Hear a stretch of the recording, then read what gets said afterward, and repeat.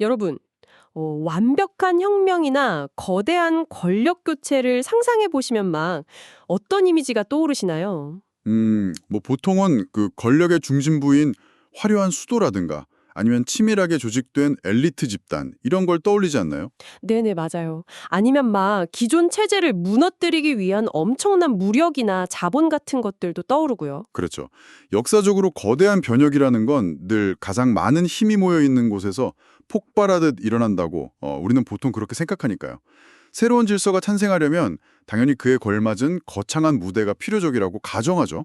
근데 오늘 우리가 분석할 기록은 그 모든 정치적이고 사회적인 예상을 아주 철저하게 뒤엎어 버립니다. 네, 완전히 반대로 가죠. 오늘 우리가 함께 파헤쳐볼 텍스트는 약 2000년 전에 기록된 마태복음 3장의 내러티브인데요. 여러분, 오늘 우리는 이걸 그냥 흔한 고대 종교 기록으로 접근하지 않을 겁니다. 그럼 어떤 방식으로 접근하는 거죠? 오늘 우리 심층 탐구의 미션은 아주 명확합니다. 이 문헌을 그 기존의 부패한 기득권 체제를 해체하고 완전히 새로운 리더십의 패러다임을 제시하는 뭐랄까 급진적인 정치사회적 선언문으로서 한번 해독해 보는 거예요. 오, 되게 흥미로운 접근이네요. 네, 어떻게 과미야의 한 기인이 당대 최고의 권력 구조를 뒤흔들었는지 자, 이제 본격적으로 파헤쳐 볼까요? 좋습니다. 사실 이 텍스트가 시작되는 첫 장면의 무대 설정부터가 굉장히 의도적이고 파격적입니다. 장소부터가 좀 특이하죠. 맞아요. 이야기가 당시 모든 권력과 부의 중심지였던 그 화려한 예루살렘이 아니라 모래바람이 부는 되게 척박한 유대 광야에서 시작되거든요. 그리고 그곳에 세례 요한이라는 인물이 등장합니다. 제가 텍스트에 묘사된 이 사람의 행색을 봤는데 진짜 기가 막히더라고요. 막 최고급 비단옷 대신에 거친 낙타털 옷을 입고 허리에는 가죽띠를 두르고. 네. 게다가 식단은 메뚜기와 야생꿀이었죠. 그러니까요. 처음 이 부분을 읽었을 때는 약간 현대에 막 수백만 팔로워를 가진 인플루언서가 갑자기 오지로 들어가서 자극적인 생존 방송을 하는 건가? 이런 생각도 들었어요. 그렇게 보일 수도 있겠네요. 근데 단순히 사람들 시선을 끌기 위한 기행으로 보기에는 그 이면에 깔린 메시지가 너무 무겁더라고요. 네네. 단순한 퍼포먼스가 절대 아니죠. 요한의 행색이나 그 위치 선정 자체가 당대의 기득권 시스템에 대한 완벽한 거절을 의미합니다. 거절이요? 아예 시스템 밖으로 나갔다는 뜻인가요? 그렇죠. 당시 예루살렘은 거대한 성전을 중심으로 부와 권력, 그리고 법이 독점된 막 완벽한 카르텔이었습니다. 근데 요한은 그 시스템 내부로 들어가서 개혁을 외친 게 아니라 아예 밖으로 걸어 나가버린 겁니다. 성전 안에서 싸운 게 아니군요. 네, 텍스트는 그 이사야의 옛 예언을 인용해서 요한을 광야에 외치는 자의 소일, 또 주의 길을 예비하는 자로 묘사하거든요. 고대시대의 왕이 행차할 때는 길을 곧게 펴는 토목공사가 필수였는데 그럼 요한은 썩어버린 도시가 아니라 거친 광야에서 막 대중들의 마음을 완전히 새롭게 갈아엎는 일종의 영적인 토목공사를 시작한 셈이네요. 정확합니다. 아주 적절한 비유네요. 예루살렘이 약간 월스트리트랑 국회의사당을 합쳐놓은 곳이라면 요한은 아예 사막 한가운데로 가서 너희들의 화폐와 법은 이제 무효하다 이러면서 막 대안 정부를 세운 거군요. 네, 새로운 영적 질서를 세운 거죠. 근데 여기서 진짜 미스터리가 하나 생겨요. 요한이 회개하라 천국이 가까웠다 이렇게 외치니까 오히려 그 화려한 도심이나 유대 전역에서 막 수많은 대중이 이 거친 오지로 몰려와서 요단강에서 세례를 받잖아요. 엄청난 인파가 몰려들었죠. 도대체 대중들은 왜 그 안락한 도시를 버리고 이 척박한 광야로 열광하면서 나간 걸까요? 대중이 그렇게 크게 움직였다는 것 자체가 그만큼 기존 시스템이 파산 상태였다는 걸 완벽하게 증명하는 겁니다. 겉만 화려했지 속은 골마 있었다? 맞아요.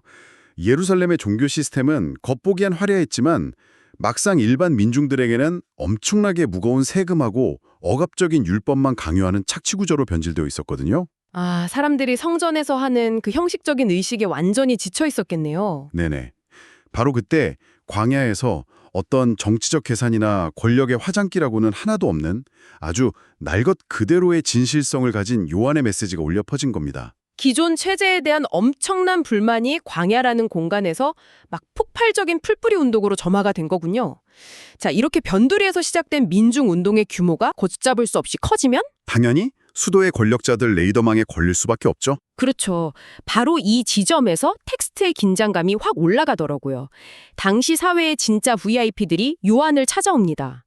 바로 바리새인과 사두개인들이죠. 네, 바리새인과 사두개인들의 등장이 이 텍스트의 사회 정치적 맥락을 이해하는 진짜 핵심 키워드입니다. 여러분을 위해 약간 배경 설명을 해주시죠. 사두개인은 당시 성전에 막대한 금고하고 제사 권력을 쥐고 있던 초부유층 귀족들이었어요. 완전 찐 기득권이네요. 그렇죠. 반면에 바리새인들은 율법의 해석을 독점하면서 대중의 삶과 문화를 촘촘하게 통제하던 지식인 권력자들이었고요. 아, 그러니까 이 두 집단이 합쳐지면 당대 유대 사회의 돈과 진리를 모두 독점한 그야말로 완벽한 지배계급이 완성되는 거네요. 맞습니다. 아주 막강한 카르텔이었죠. 근데 제가 여기서 진짜 도저히 이해를 안 가는 부분이 하나 있어요. 보통 이런 거물급 인사들이 내가 주도하는 운동에 관심을 보이고 찾아왔다. 그러면 당연히 환영하고 내빈석으로 모셔야 하는 거 아닌가요? 일반적인 정치나 사회운동이라면 그렇겠죠. 막 혁명이나 세대 교체를 성공시키려면 기득권의 자본이나 네트워크가 결국 필요하잖아요. 근데 요한은 이들이 오는 걸 보자마자 대중들 앞에서 막 독사의 자식들아 이렇게 극언을 퍼부어요. 네. 누가 너희를 가르쳐 임박한 진노를 피하라 하더냐 하면서 쏘아붙이죠. 그러니까요. 이건 뭐 정치적 자살행위나 다름없는 적대감인데 도대체 이 분노는 어디서 나온 겁니까? 바로 그 질문이 핵심입니다. 요한이 왜 그렇게 분노했는가? 왜냐하면 요한은 이 엘리트들이 광야로 나온 진짜 목적을 꿰뚫어 보았거든요. 진짜 목적이 따로 있었나요? 네. 그들은 자신들의 삶이나 기존 시스템을 바꿀 생각이 단 1도 없었습니다. 단지 대중들이 요한에게 엄청나게 열광하니까. 아, 민심이 거기로 쏠리니까. 맞아요. 자신들도 그 세례라는 새로운 유행에 편승해서 일종의 종교적 면죄부를 하나 더 챙겨서 기득권을 유지하려는 얄팍한 정치적 제스처를 취하러 온 거였죠. 아하, 진정한 변화나 회개가 아니라 그냥 민심을 달래기 위한 막 보여주기식 쇼를 하러 온 거군요. 정확합니다. 그래서 요한은 그들의 가장 강력한 권력 기반을 아주 정확하게 타격합니다. 텍스트를 보면 요한이 이렇게 일갈하잖아요. 속으로 아브라함이 우리 조상이라고 생각하지 말라. 네네. 하나님은 능히 이 돌들로도 아브라함의 자손이 되게 하시리라. 와, 진짜 이건 뭐 뼈를 때리는 수준이 아니라 아예 뼈를 부숴버리는 발언 아닌가요? 바리새인과 사두개인들한테 아브라함의 핏줄이라는 건 자신들의 모든 부와 권력을 정당화해주는 완벽한 신분증이잖아요. 그렇죠. 그 혈콩이라는 과거의 특권에만 기생하는 그들을 향해서 너희의 그 대단한 신분증은 저기 길바닥에 굴러다니는 돌멩이만큼이나 가치가 없다. 이렇게 선언해버린 겁니다. 돌멩이랑 다를 바 없다고 깎아내린 거네요? 네. 요한이 그들에게 요구한 건 화려한 명함이 아니라 회개에 합당한 열매, 그러니까 실제 삶과 행동의 근본적인 변화였거든요. 아, 행동으로 증명해라. 그리고 뒤이어 텍스트 전체에서 가장 섬뜩하고 날카로운 경고가 등장하죠. 이미 도끼가 나무 뿌리에 놓였으니 좋은 열매 맺지 아니하는 나무마다 찍혀 불에 던져지리라. 잠깐만요. 보통 가지치기를 한다고 하면 나무 가지를 자른다고 하잖아요. 근데 도끼가 뿌리에 놓여 있다는 건 네, 아예 시스템 자체를 다루는 방식이 다르다는 거죠. 이 썩어빠진 시스템 자체를 통째로 그냥 뽑아버리겠다는 막 엄청나게 극단적이고 긴박한 최후 통첩이군요. 맞습니다. 기득권층을 향해서 더 이상 그 거칠애 뿐인 잎사귀로 대중을 속일 수 없으며 오직 열매로만 존재 가치를 증명하라는 무서운 선고입니다. 심판의 긴장감이 아주 팽팽하게 당겨진 순간이죠. 그렇게 기득권의 심장부에 서늘한 도끼날을 겨눈 다음에 요한은 아주 흥미로운 방식으로 다음 세대의 등장을 예고하더라고요. 네, 자신 뒤에 올 분을 소개하죠. 텍스트를 보면 요한이 대중들한테 이렇게 말합니다. 나는 너희를 회개하게 하기 위해 물로 세례를 주지만 내 뒤에 오시는 이는 나보다 능력이 많아서 나는 그의 신발을 들 자격조차 없다. 네네. 그는 성령과 불로 너희에게 세례를 주실 것이다. 요한 스스로 자신을 메인 이벤트가 아니라 철저히 오프닝 무대, 그러니까 준비 단계로 한정짓는 대목이네요. 네, 여기서 요한이 사용한 물과 불이라는 두 가지 매개체의 대비를 우리가 꼭 주목해야 합니다. 아, 이 대비가 정말 기가 막히다고 생각한 게요. 제가 읽으면서 우리 일상에서 겪는 막 물리적 현상들이 바로 떠올랐거든요. 여러분도 한번 상상해 보세요. 어떤 현상이죠? 우리가 무언가를 씻을 때 물을 사용하잖아요. 물로 씻어내는 건 겉표면에 묻은 먼지나 오물을 닦아내는 아주 훌륭한 정화 작업이긴 합니다. 근데 불은 차원이 다르잖아요. 그렇죠. 완전히 다르죠. 찰광석을 용광로에 불에 넣으면 어떻게 되죠? 표면을 닦는 게 아니라 물질의 화학적 구조 자체를 완전히 뒤바꿔버리거나 불순물을 막 남김없이 태워버려서 순수한 본질만 남기는 극단적인 재련 과정이 일어납니다. 두 매개체의 스케일 차이가 엄청나지 않나요? 오, 매우 탁월한 비유입니다. 화학적 재련 과정이라는 표현이 이 텍스트의 본질을 아주 정확히 짚어냈네요. 아, 맞게 본 건가요? 네, 요한의 물이 사람들의 어떤 표면적인 자각이나 마음을 씻어내는 준비 작업이었다면 뒤에 올 인물이 가져올 불은 시스템의 불순물을 근본적으로 태워버리는 절대적인 정화와 심판을 의미하는 거니까요. 근데 요한의 예언은 거기서 멈추지 않더라고요. 뒤에 올 인물에 대해서 더 구체적이고 압도적인 이미지를 제시하죠.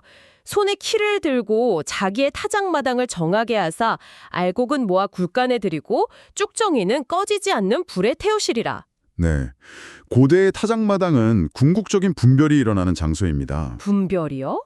농부가 키질을 해서 곡식을 바람에 날리면요, 무거운 알곡은 바닥에 떨어져서 살아남고 가벼운 쭉정이는 바람에 날아가서 결국 불태워지잖아요. 아, 바람에 다 날아가 버리니까. 네, 요한은 바암 세대의 리더가 이 타작마당의 심판관처럼 돌이킬 수 없는 분별과 심판의 스케일을 보여줄 거라고 선언을 한 겁니다. 자, 그럼 여기까지 읽으면 이 텍스트를 읽는 독자나 당시 광야에 있던 대중들의 기대감은 최고조에 달하게 됩니다.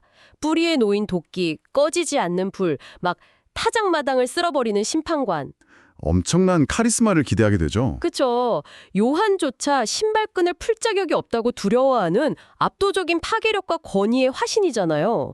당연히 이어지는 장면에선 이 불과 도끼를 든 무시무시한 영웅이 화려하게 등장해서 부패한 권력자들을 단숨에 쓸어버릴 거라고 기대하지 않겠습니까? 근데 텍스트의 극적인 서사가 바로 그 지점에서 우리의 모든 논리적 기대를 완벽하게 배반해버리죠. 맞아요. 제 말이 그겁니다. 마태복음 3장의 클라이맥스에 갈릴리에서 예수라는 인물이 요단강으로 등장합니다. 네, 드디어 등장하죠. 근데 이분이 막 심판관의 자리에 딱 앉는 게 아니라 뚜벅뚜벅 물가로 걸어오더니 요한한테 자신도 물세례를 받겠다고 합니다. 아니, 방금 전까지 요한이 뭐라고 했습니까? 뒤에 올 분은 불로 세례를 주실 분이라면서요. 그렇죠. 불로 정화할 거라고 했죠. 근데 왜 굳이 그 평범하고 죄인들이나 받는 물세례를 받기 위해서 줄을 서는 겁니까? 요한조차 너무 당황해서 아니 내가 당신에게 받아야 할 텐데 왜 당신이 내게로 오십니까? 하고 기겁하면서 말리잖아요. 논리적으로는 도저히 납득이 안 가는 상황이죠.